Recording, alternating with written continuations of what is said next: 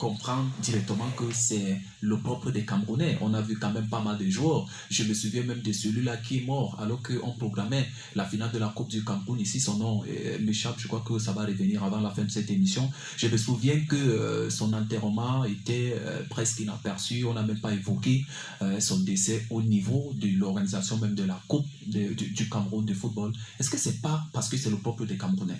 Le peuple des Camerounais, c'est la malfaçon. C'est la malfaçon. Il y a des gens qui méritent une certaine reconnaissance, un certain hommage.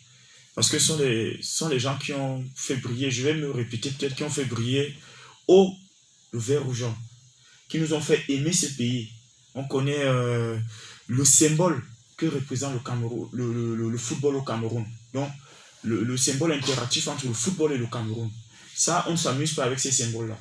Et ces icônes qu'on a nous permettent de nous identifier. Ce sont eux qui créent la motivation. Ce sont eux qui nous permettent d'être fiers de notre pays.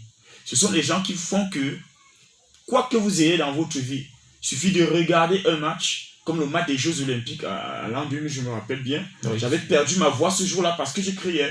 Et qui avait marqué ce but? C'est Modeste Mbami. Je me rappelle encore le match de la Coupe des Cameroun-Brésil. Cameroun-Brésil. Il a tenu tête à tête Ronaldinho qu'on annonçait à grand. Voilà.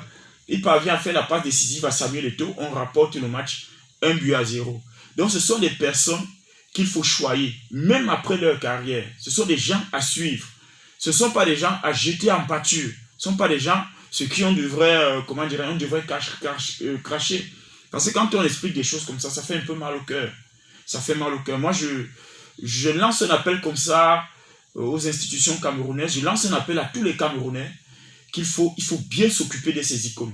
Il faut bien s'occuper des gens qui ont fait briller haut le vert ou jaune notre pays que nous aimons tant, le drapeau de notre pays que nous aimons tant. Je lui rends un bel hommage et je lui dis merci pour tout ce qu'il a fait pour le Cameroun.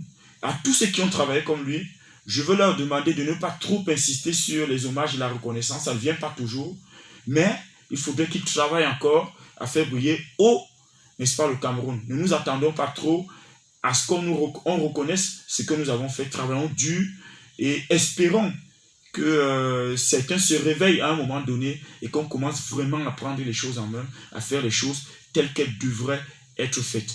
Donc, mes hommages à Modeste Mbami, à toute sa famille qui est dans le deuil aujourd'hui, et à tous les Camerounais qui le portent vraiment dans leur cœur, vraiment mes hommages. Et je leur souhaite le meilleur pour l'avenir. Si on pouvait avoir un autre enfant tel que lui, ce serait vraiment bien. Voilà, j'allais certainement proposer une certaine vidéo ici. Malheureusement, elle n'est pas dans mes archives. C'est pas où je l'ai égarée. On aurait pu écouter certaines personnes qui s'indignent par rapport à ce comportement-là. D'ailleurs, ces personnes s'indignent depuis le décès de Modeste Mbami. Vous savez, quand il est décédé, il y a des personnes qui sont montées au créneau pour maintenant prononcer son nom comme quoi il a fait des beaux jours dans le football camerounais. Et lui, il s'est exclamé que, mais attendez, rendez hommage aux gens lorsqu'ils sont vivants. N'attendez pas lorsqu'ils sont décédés pour leur rendre hommage. C'est Longuet qui chantait encore ça. Dans tous les cas, on ne va pas suivre ça ici aujourd'hui. Ce sera certainement dans nos prochaines éditions.